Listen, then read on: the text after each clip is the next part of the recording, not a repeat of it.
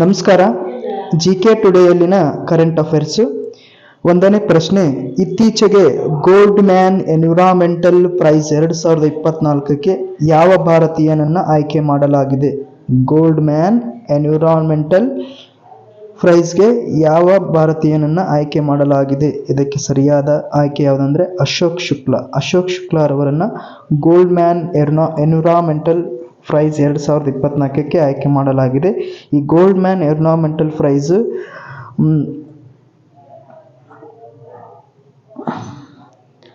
ಛತ್ತೀಸ್ಗಢದ ಅಶೋಕ್ ಶುಕ್ಲಾ ರವರು ಪರಿಸರ ಕಾರ್ಯಕರ್ತ.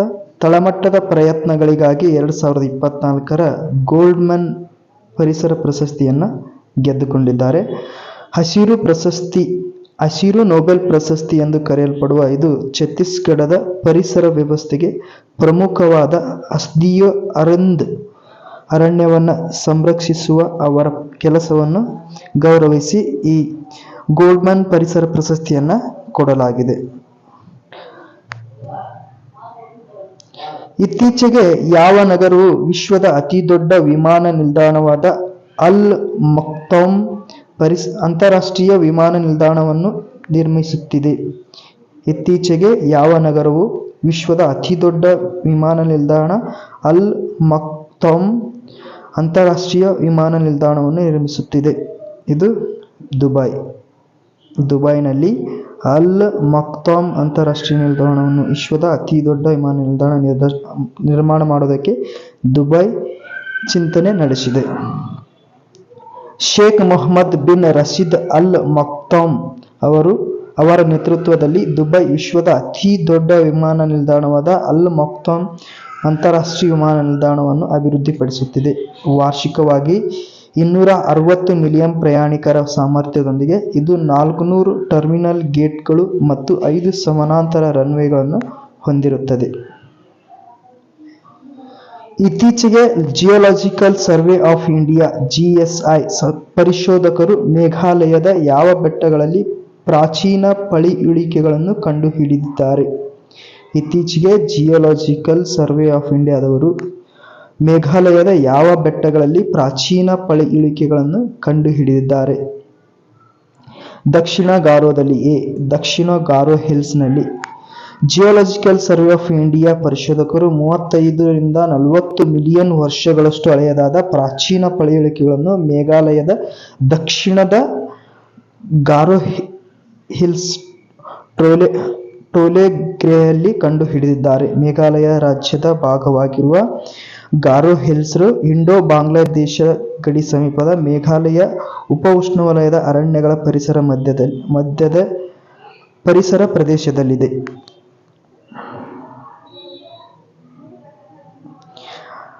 ರೈಟ್-ಟೆಲ್ ಕಾರ್ಪೊರೇಷನ್ ಆಫ್ ಇಂಡಿಯಾ ಮತ್ತು ಟೆಕ್ ಸಂಸ್ಥೆಯ ನಡುವೆ ಇತ್ತೀಚೆಗೆ ಸಹಿ ಮಾಡಿದ ತಿಳುವಳಿಕೆ ಒಪ್ಪಂದದ ಉದ್ದೇಶವೇನು? ರೈಟ್-ಟೆಲ್ ಕಾರ್ಪೊರೇಷನ್ ಆಫ್ ಇಂಡಿಯಾ ಮತ್ತು ಟೆಕ್ ಸಂಸ್ಥೆಯ ನಡುವೆ ಇತ್ತೀಚೆಗೆ ಸಹಿ ಮಾಡಿದ ತಿಳುವಳಿಕೆ ಒಪ್ಪಂದದ ಉದ್ದೇಶವೇನು? ಭಾರತ ಮತ್ತು ಇತರ ದೇಶಗಳಲ್ಲಿ ಕವಚ ಅನುಷ್ಠಾನ ಯೋಜನೆಯನ್ನು ಅನ್ವೇಷಿಸಲು ಮತ್ತು ತಪ್ಪಿಸಲು.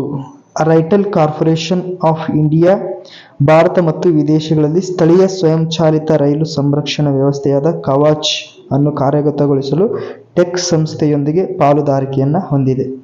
ಭಾರತೀಯ ಉದ್ಯಮದ ಸಹಯೋಗದೊಂದಿಗೆ RDSO ಅಭಿವೃದ್ಧಿಪಡಿಸಿದ ಕವಚ್ ಸುರಕ್ಷತಾ ಸಮಗ್ರತೆಯ ಮಟ್ಟದಲ್ಲಿ ಕಾರ್ಯನಿರ್ವಹಿಸುತ್ತದೆ. 4 ಗಮನಾರ್ಹವಾಗಿ ಕಡಿಮೆ ದೋಷ ಸಂಭವನೀಯತೆಯೊಂದಿಗೆ. ಇದರ ವೈಶಿಷ್ಟ್ಯಗಳು ಕೇಂದ್ರೀಕೃತ ರೈಲು ಚಲನೆ ಮೇಲ್ವಿಚಾರಣೆ, ಸ್ವಯಂಚಾಲಿತ ಅತಿವೇಗದ ತಡೆಯುವಿಕೆ ಮತ್ತು SOS ಸಂದೇಶ ಪ್ರಸಾರವನ್ನು ಒಳಗೊಂಡಿದೆ. ಹಾಗಾದರೆ ಇದಕ್ಕೆ ಸರಿಯಾದ ಆಯ್ಕೆ ಆಪ್ಷನ್ ಎ, ಭಾರತ ಮತ್ತು ಇದು ರೈಟ್-ಟೆಲ್ ಕಾರ್ಪೊರೇಷನ್ ಆಫ್ ಇಂಡಿಯಾ ಮತ್ತು ಟೆಕ್ ಸಂಸ್ಥೆಯ ನಡುವೆ ಇತ್ತೀಚೆಗೆ ಸಹಿ ಮಾಡಿದ ತಿಳುವಳಿಕೆ ಒಪ್ಪಂದದ ಉದ್ದೇಶ ಭಾರತ ಮತ್ತು ಇತರ ದೇಶಗಳಲ್ಲಿ ಕವಚ್ ಅನುಷ್ಠಾನ ಯೋಜನೆಯನ್ನು ಅನ್ವೇಷಿಸಲು ಮತ್ತು ತಲುಪಿಸಲು. FY24ರ ಅವಧಿಯಲ್ಲಿ ಭಾರತದಲ್ಲಿ ಪಳೆಯುಳಿಕೆ ಇಂಧನ ಸಾಮರ್ಥ್ಯ ಎಷ್ಟು ಹೆಚ್ಚಾಗಿದೆ?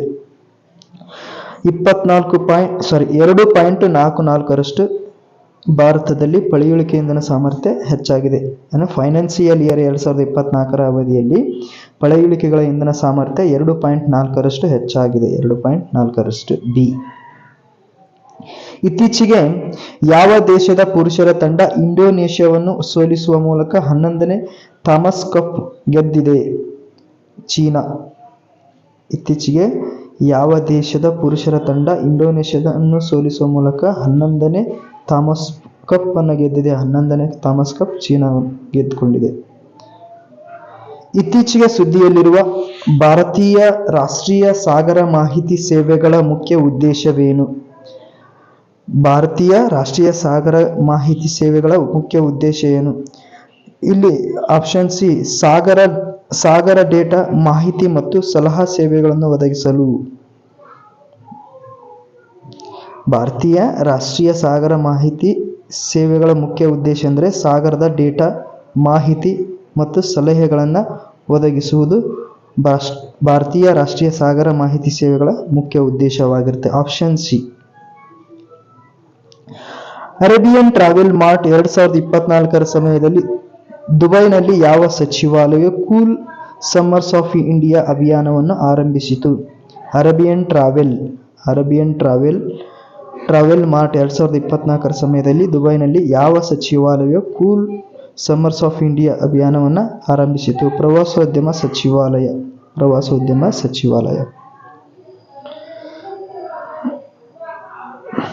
ಇತ್ತೀಚೆಗೆ ಯಾವ ಸಂಸ್ಥೆಯು ಭಾರತದಲ್ಲಿ ಆಹಾರ ಉತ್ಪನ್ನಗಳಲ್ಲಿ ಕೀಟನಾಶಕಗಳಿಗೆ ಗರಿಷ್ಠ ಶೇಷ ಮಿತಿಯನ್ನು ಹೊಂದಿಸುತ್ತದೆ?